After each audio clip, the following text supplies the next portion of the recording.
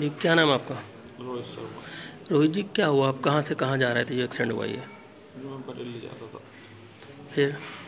अचानक कोहरा आ रहा था, एक्सीडेंट हो गया। गाड़ी उसमें डीसीएम में लग गई मेरी। आपके साथ कितने लोग थे? 2 जने।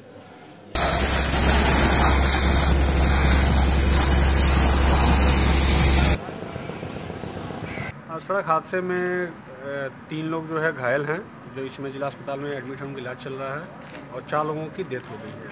तो इसमें जो मृतक है कौन कौन है? इसमें से 2 लोगों की शिनाख्त हो गई है, एक जो है सचिन और एक रियाज अहमद। अभी 2 लोगों की शिनाख्त नहीं हो पाई है, उनकी जो शिनाख्त करने का प्रयास किया जा रहा है।